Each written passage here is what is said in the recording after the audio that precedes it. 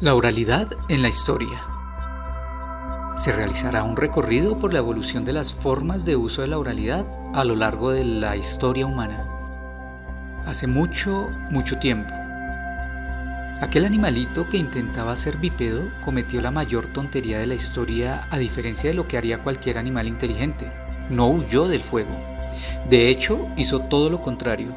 Se acercó, lo observó fascinado o fascinada y notó que muchos maderos no ardían por completo.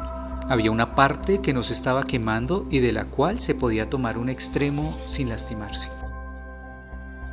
Ese acto hizo que nuestra especie se separara de las reglas ecosistémicas y emprendiera el camino de la cultura. A lo largo de años, de generaciones, de siglos, de milenios, los seres humanos aprendimos a usar el fuego y a producirlo. Con el fuego transformamos el paisaje porque gracias a él fue posible derribar grandes árboles que con solo hachas de piedra nunca se hubiesen podido tumbar. Quemamos grandes planicies, formando sabanas para mejorar nuestra capacidad de vigilar a las fieras. Construimos un nuevo tiempo entre el día y la noche, ese rato en que podíamos estar a salvo alrededor del fuego. Allí también modificamos nuestro cuerpo.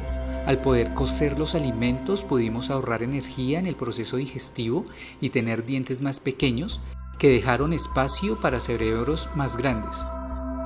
Sentados alrededor de la fogata del hogar, descubrimos la risa, burlándonos de quien veíamos al otro lado de las llamas, pero sobre todo el fuego nos dio la oportunidad de contar historias. Allí, alrededor de ese fuego recién domesticado, en ese tiempo recién inventado, por primera vez tuvimos la palabra para crear mundos, traer el pasado, inventar el futuro, enseñar y aprender. Puedo cantar los versos. En su libro Ébano, el periodista polaco Ryszard Kapuscinski llama la atención sobre la importancia de la oralidad en la construcción de sentido e identidad para las comunidades, en este caso del África. Dice: aparte del norte islámico, África no conocía la escritura. La historia nunca ha pasado aquí de la transmisión oral. Estaban las leyendas que circulaban de boca en boca y era un mito colectivo, creado involuntariamente al pie de un mango, en la profunda penumbra de la tarde, cuando no se oían más que las voces temblorosas de los ancianos, puesto que las mujeres y los niños, embelesados, guardaban silencio. De ahí que los momentos en que cae la noche sean tan importantes.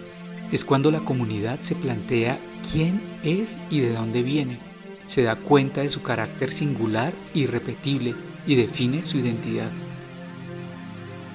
Es la hora de hablar con los antepasados, que si bien es cierto que se han ido, al mismo tiempo permanecen con nosotros, siguen conduciéndonos a través de la vida y nos protegen del mal.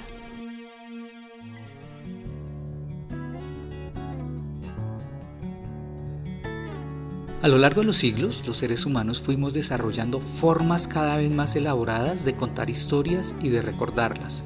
La rima, el ritmo, la métrica aparecen poco a poco como formas de ayudar a la memoria a conservar la historia. La poesía apareció como una de las primeras técnicas de comunicación después del lenguaje mismo. Los versos, con su rima, métrica y ritmo, son mecanismos mnemotécnicos, es decir, una forma de facilitar el proceso de aprendizaje.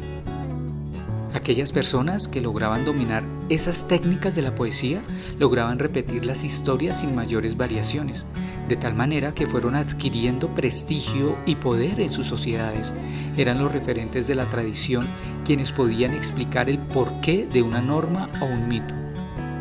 Una cultura se define como oral cuando cumple con 3 condiciones: la composición oral o improvisación repetizada, la comunicación oral, entendida como performance, y la tradición. Esto es lo que vio Kapuscinski en África.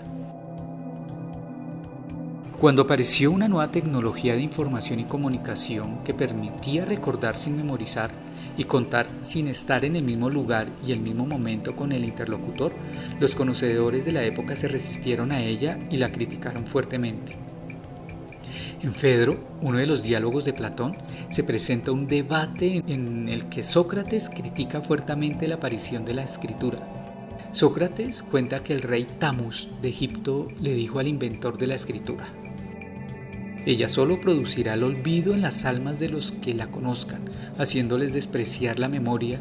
Confiados en este auxilio extraño, abandonarán a caracteres materiales el cuidado de conservar los recuerdos, cuyo rastro habrá perdido su espíritu.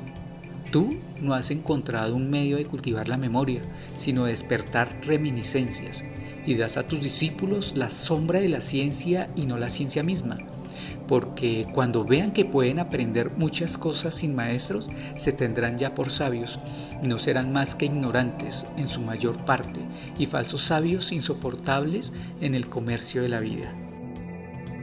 En la cultura griega, el tránsito de la poesía a la escritura es traumático, no solo porque las personas que tradicionalmente habían detentado el prestigio y el saber sustentado en la oralidad, y en especial en la poesía, pierden su poder en función de los escritores, sino porque cosmológicamente las entidades vivas como las diosas Mnemosyne, la memoria, y Aletheia, la verdad, pierden sus estatus como entidades vivientes y fundantes de la tradición oral.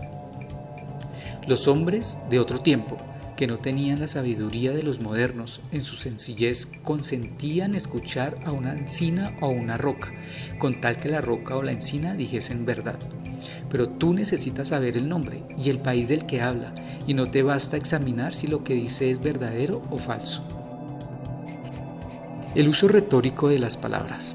Sin embargo, la aparición de la escritura no reemplazó el valor de la palabra, del diálogo y de la capacidad de persuasión, de la oralidad. En la antigüedad aparece así la retórica, cuyo principal teórico fue Aristóteles. Durante la Edad Media, la retórica jugó un papel fundamental.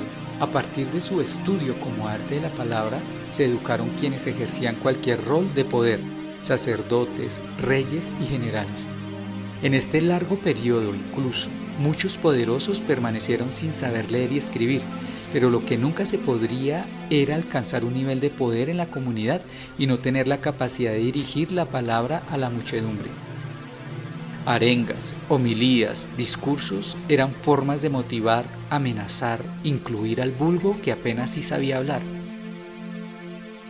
De hecho, aún hoy, el de las funciones más importantes de un gerente, un político o líder religioso es decirle a su grey cosas que quiere oír para tener confianza, esperanza, odio, rabia o motivación.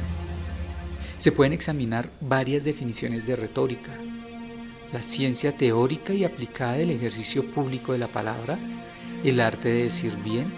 La retórica se ocupa de la circulación de la palabra que asume una forma de contradicción. Los debates, las disputas, los discursos son las formas más elaboradas en los ejercicios retóricos. Estas además fueron la base del derecho romano, cuyo ejercicio consistía precisamente en usar la palabra para acusar, convencer, persuadir y exponer. La oralidad hoy. La oralidad cumple un papel fundamental al permitir la construcción y el mantenimiento de las relaciones sociales. Todas las actividades humanas cotidianas se llevan a cabo a través de la palabra. La oralidad soporta una serie de instituciones sociales como la educación, el gobierno y todos los ámbitos del trabajo.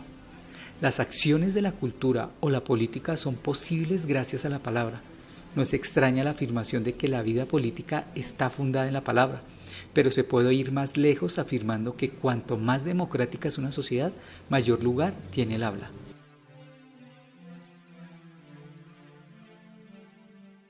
También es cierto que los estudios del lenguaje, que son centrales para el pensamiento del siglo XX, dejaron de lado la oralidad por considerarla una forma de lenguaje imprecisa y de poca importancia, sobre todo en términos teóricos. Bajo el supuesto de que todos sabemos hablar y que esto no tiene ninguna complicación, la oralidad fue excluida de los estudios del lenguaje y puesta en lugar menor para una reflexión. Por otro lado, desde las culturas antiguas, algunas formas de oralidad evolucionaron en disciplinas artísticas como el teatro o el canto.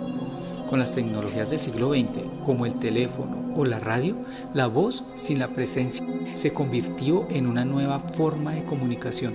Con el cine y la televisión surgió un nuevo espacio de creación que hoy llamamos audiovisual. Pero con las tecnologías digitales, en especial las ligadas a Internet, han surgido formas de oralidad nunca antes pensadas. Existen, por ejemplo, tecnologías que permiten conversar con personas que están a kilómetros de distancia. Se pueden hacer conversaciones entre varias personas de distintos puntos. Se pueden hacer conversaciones en las que se usa la voz y la imagen, entre otras. Lo novedoso de las tecnologías de Internet es su estructura topológica según la cual las formas de comunicación han pasado de ser de uno a uno, como en las conversaciones individuales o las llamadas telefónicas, para ser de uno a muchos, como en la radio, la televisión o el cine, a ser en la Internet de muchos a muchos con nuevas formas de mezclarse.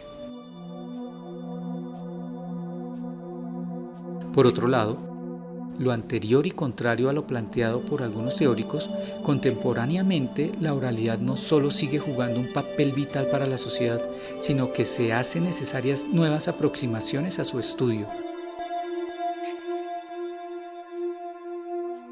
No solo por las mutaciones que están sufriendo debido a las nuevas opciones tecnológicas, sino por su importancia para la consolidación de sociedades democráticas, que son sociedades deliberantes, y por la relevancia que tiene para la vida cotidiana de todas las personas.